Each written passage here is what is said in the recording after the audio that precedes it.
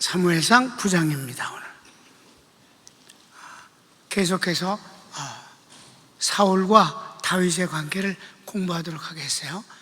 귀신에 억압된 사울. 귀신에게 억압된 사울이 어떤 모습인가 하는 것을 적나라하게 보여줘요. 사울이 사실 다윗에 대해서 그런 악감정을 가질 이유가 하나도 없어요. 딱 하나 있어요. 다 같이 시기심.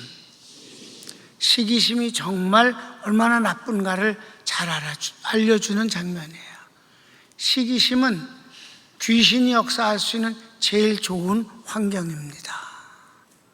여러분이 시기심이 발동되어지면 귀신이 역사한다고 생각하면 그때 귀신이 우리를 이용하기 가장 좋은 마음이다. 왜냐하면 시기심과 거짓은 귀신의 본성이기 때문에 그렇습니다. 하나님이 아름답게 만들어주신 에덴 동산에 주인공으로 되어진 아담과 하와를 보니까 시기심이 발동했어요. 그래서 망하는 방법을 찾아서 거짓말을 동원해서 선악과를 따먹고 하나님같이 되라고까지 합니다. 너 이만큼 됐니? 하나님같이도 될 수 있어. 왜 그렇게 하려고 했을까요? 시기심 때문이에요. 왜냐하면 하나님이 이 그룹을 최고로 잘 아름답게 만들어 주셨거든. 그래도 천사거든. 그러나 아담과 하와는 하나님의 자식이잖아. 그 시기하는 거예요. 시기심이, 사울이 시기심만 없으면 다윗을 사랑해서 얼마든지 그를 중직으로 써주면서 또 사위까지 삼았으니 가족 아니에요. 자식이 됐지. 그럼 아름답게 살 수 있어요.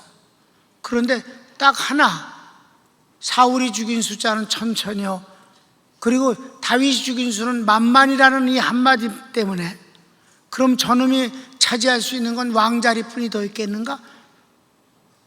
그렇게 사울이 생각하고는 죽이려고 든다 이 말이에요. 그러니까 귀신이 역사하는 거지. 자, 1번. 사울이 다윗을 죽이려 합니다. 한두 번이 아니지. 1절 읽읍시다. 사울이 그의 아들 요나단과 그의 모든 신하에게 다윗을 죽이라 말하였더니 사울의 아들 요나단이 다윗을 심히 좋아하므로. 2번. 사울의 아들 요나단이 다윗을 기뻐하여 다윗에게 사울이 너를 죽이려 한다.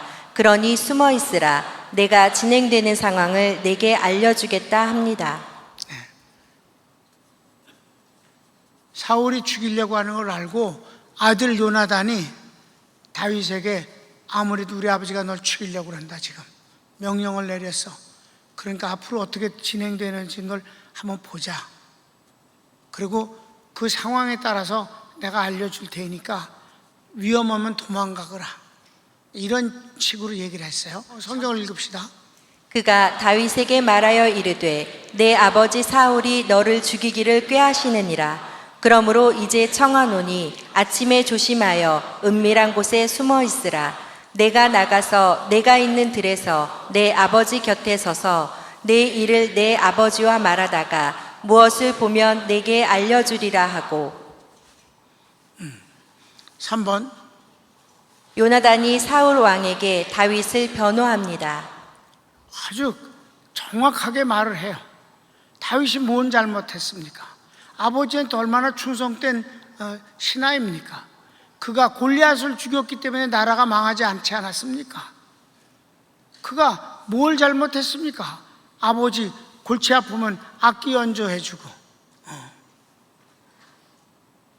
자, 성경을 읽읍시다. 시작. 요나단이 그의 아버지 사울에게 다윗을 칭찬하여 이르되 원하건대 왕은 신하 다윗에게 범죄하지 마옵소서.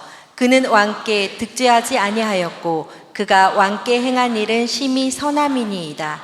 그가 자기 생명을 아끼지 아니하고 블레셋 사람을 죽였고 여호와께서는 온 이스라엘을 위하여 큰 구원을 이루셨으므로 왕이 이를 보고 기뻐하셨거늘 어찌 까닭 없이 다윗을 죽여 무죄한 피를 흘려 범죄하려 하시나이까. 그렇게 변명해 줬어요. 아들이니까 이런 소리를 할 수 있는 거예요. 그가 또 다윗을 사랑하니까.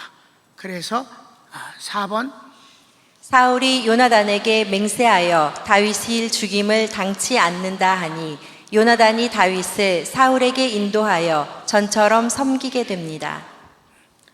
사울은 귀신 역사이기 때문에 이랬다 저랬다 그런다고요. 일관성이 없어요.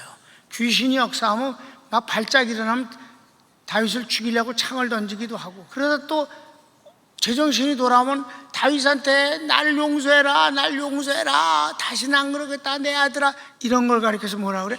미쳤다 그러는 거예요. 미쳤다. 미친 사람은 제일 위험한 게 뭐예요? 믿어서는 안 되는 거지. 자, 성경을 읽읍시다. 사울이 요나단의 말을 듣고 맹세하되 여호와께서 살아계심을 두고 맹세하거니와 그가 죽임을 당하지 아니하리라. 요나단이 다윗을 불러 그 모든 일을 그에게 알리고 요나단이 그를 사울에게로 인도하니 그가 사울 앞에 전과 같이 있었더라. 그래요. 뭐 설명할 게 없어요. 5번 블레셋과의 전쟁이 다시 일어나 다윗이 크게 승리합니다. 사울이 시기심에 귀신이 역사해 다윗을 죽이려 했으나 다윗이 피하고 도망갑니다. 이번에도 또해요. 또 다윗이 이기니까 이게 못 살겠어. 블레셋하고 싸워서 죽고 오면 죽었으면 얼마나 좋은데 꼭 승리하고 돌아오니까 그 시기심이 막 이를 말할 수가 없어요. 그러니까 이번에 창으로 던져서 벽에다 꿰 죽이려고 했는데 다윗이 아주 날쌔갖고 피했어요. 자, 성경 봅시다. 전쟁이 다시 있으므로 다윗이 나가서 블레셋 사람들과 싸워 그들을 크게 쳐 죽이매 그들이 그 앞에서 도망하니라. 사울이 손에 단창을 가지고 그의 집에 앉았을 때에 여호와께서 부리시는 악령이 사울에게 접하였으므로 다윗이 손으로 수금을 탈 때에 사울이 단창으로 다윗을 벽에 박으려 하였으나 그는 사울의 앞을 피하고 사울의 창은 벽에 박힌지라. 다윗이 그 밤에 도피하매 그래서 도망갔어요. 겨우 살았어.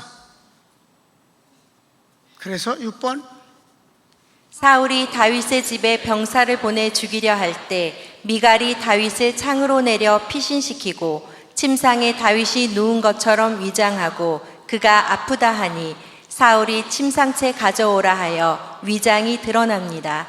사울이 미갈에게 속였다고 책망하니 미갈이 다윗이 협박했다고 변명합니다.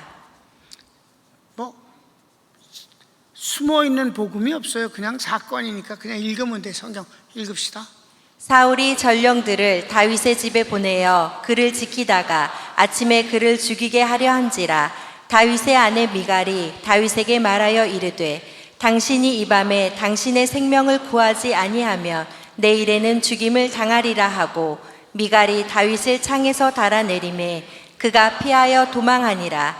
미갈이 우상을 가져다가 침상에 누이고 염소털로 엮은 것을 그 머리에 씌우고 의복으로 그것을 덮었더니 사울이 전령들을 보내어 다윗을 잡으려 하매 미갈이 이르되 그가 병들었느니라. 사울이 또 전령들을 보내어 다윗을 보라 하며 이르되 그를 침상째 내게로 들고 오라.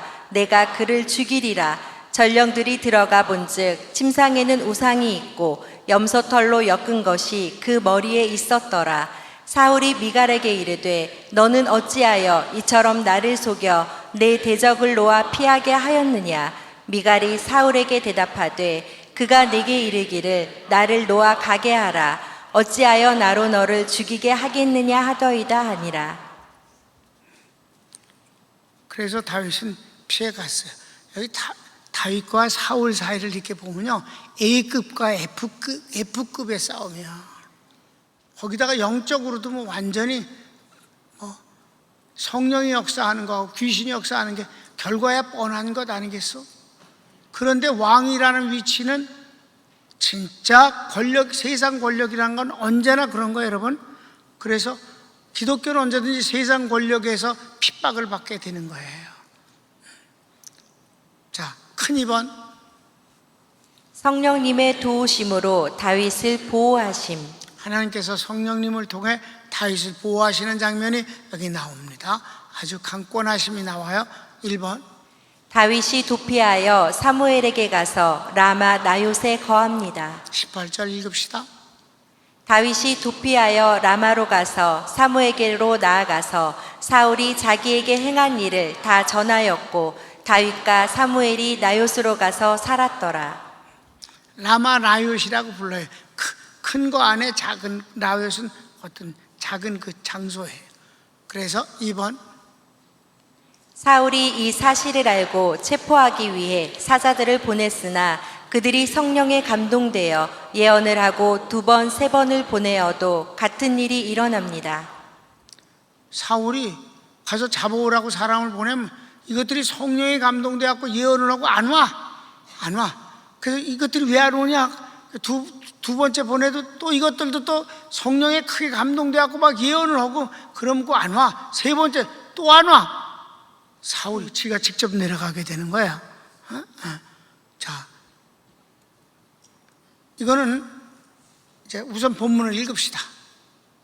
어떤 사람이 사울에게 전하여 이르되 다윗이 라마 나요세 있더이다 하매 사울이 다윗을 잡으려 전령들을 보냈더니 그들이 선지자 무리가 예언하는 것과 사무엘이 그들의 수령으로 선 것을 볼 때에 하나님의 영이 사울의 전령들에게 임하매 그들도 예언을 한지라. 어떤 사람이 그것을 사울에게 알림해 사울이 다른 전령들을 보냈더니 그들도 예언을 했으므로 사울이 3번째 다시 전령들을 보냈더니 그들도 예언을 한지라. 그래요. 이건 순전히 하나님의 강권적인 역사예요. 이건 어디서든 보느냐 하면 사울이 처음에 왕 되기 전에 잃어버린 소 찾으러 돌아다닐 때 바로 그때 이제 선지자가 그에게 알려준 내용을 보면 거기서도 선지자들이 찬양하고 예언하는 무리들이 있는 것을 보게 되고 사울도 그때 성령 충만해서 같이 예언을 하는 것을 보게 돼. 10장 5절 6절을 한번 볼까요? 시작. 그 후에 내가 하나님의 산에 이르리니 그곳에는 블레셋 사람들의 영문이 있느니라. 내가 그리로 가서 그 성읍으로 들어갈 때에 선지자의 무리가 산당에서부터 비파와 소고와 저와 수금을 앞세우고 예언하며 내려오는 것을 만날 것이요 내게는 여호와의 영이 크게 임하리니 너도 그들과 함께 예언을 하고 변하여 새 사람이 되리라. 아멘. 사울이 이때는 정말 성령에 감동되어서 그와 같은 체험을 하게 되는 것입니다. 이와 같이 성령께서 크게 감동함으로 사람들이 예언을 하는 그런 무리가 있었던 것을 이미 봤고 또 여기서도 성령님이 이렇게 역사하셔서 다윗을 죽이려고 한 그 살인 지령자들이 예언을 하고 올라가지 않았다 이 말이에요. 그것도 3팀이나 그랬다. 그리고 이제 마지막 3번. 이에 사울이 직접 라마 나요스로 가니 그에게도 하나님이 신이 임하여 예언을 합니다. 그러나 사울의 모습은 정상적이지 않습니다. 밤낮으로 벌거벗은 몸으로 누워서 그래서 속담거리가 됩니다. 우린 여기서 성령의 감동이라 그래서 사울도 이렇게 예언을 했다고 그러는데 그것이 정상적이 아닌 것을 봤을 때 이게 바로 정말 하나님의 영이 그에게 임했느냐 아니면 하나님이 부르시는 악신이 임했느냐 하는 문제가 여러 가지 생각하게 돼요. 그런데 하는 꼬라지를 보면 정상적인 성령의 역사 같지 않다 이 말이에요. 왜? 절제가 되지 않고 밤낮으로 한다든가 빨가벗고 그것도 누워서 그렇게 하는 걸 보면 이게 성령의 역사겠는가? 하나님이 부르신 악신, 그 귀신의 역사가 아니겠는가? 사람들이 그래서 사울도 선지자 중에 들었느냐는 속담거리가 되어진 것은 성령님의 정상적인 역사라고 볼 수가 없기 때문에 나는 여기서 하나님의 신이 역사했다는 것은 바로 가로치고 하나님이 부르시는 악령이 아니었겠나. 우리가 18장에도 보면 2번씩이나 하나님이 부르신 악령이 그에게 임하여 그래서 다윗을 창으로 찍어 죽이려고 그럴 때도 하나님이 부르신 악령, 그 외에 또한 사울이 하나님이 부르신 악령을 인해서 저가 예언을 했다고 그랬다는 것은, 그것도 16장에 나오는 그 내용은, 그게 바로 사도행전 16장 16절에 야료라는 단어와 같은 단어다. 시부렁시부렁 거린다. 혼자서 귀신 역사에서 정신없이 중얼거리는 것을 말한다. 하나님이 부르시는 악령이 그에게 임하였다. 그렇게 표현하는 것이 더 이해가 되기, 합리적인 이해가 아니겠는가. 아멘. 그래서 보낸 사람들은 정상적인 하나님의 성령에 의해서 예언을 했고, 사울에게는 하나님이 부르신 악령이 저에게 임해서 그렇게 이상스러운 모습으로, 정상적이지 않은 것, 왕이 밤에는 자야지, 잠도 안 자고 밤낮으로, 그것도 빨가벗고 두루누워서, 그것도 두루누워서 예언을 한다. 그것도 정상적인 모습이 아니에요. 이것은 바로 19장 전체가 사울에게 역사하는 것은 바로 귀신의 역사라고 보는 것이 맞습니다. 자, 왜 사울은 이렇게 귀신에게 그 희롱을 당하고 괴로움을 당할까? 시기심 때문이다. 여러분, 시기심은 뽑아버립시다. 시기심은 대체적으로요, 피해의식이 있는 사람들이 시기심을 합니다. 자신이 있는 사람은 시기하지 않아요. 왜? 나도 있었는데 뭐. 그래서 조금은 여유 있는 사람들이 사람을 대할 때 순수하고 편하게 대해줍니다. 피해의식이 있는 사람들이 까칠하게 꼬부리고 대한단 말이에요. 여러분은 하나님의 사랑을 받는 사람입니다. 하나님 축복을 받은 사람임을 믿으시면 아멘. 저 사람만 받은 게 아니라 나도 축복을 받았는데 시기까지 할 필요가 뭐 있겠는가? 다 같이 축하합니다. 부럽습니다. 나도 복을 받겠습니다. 이게 정말 좋은 대화다. 축하합니다. 그러면서도 시기할 수 있어. 부럽습니다. 이러면 부럽다고 그럴 때 시기심이 거의 없어져. 나도 복을 받겠습니다. 그럼 시기 따위는 안 해. 그게 중요한 것이지. 그러니까 막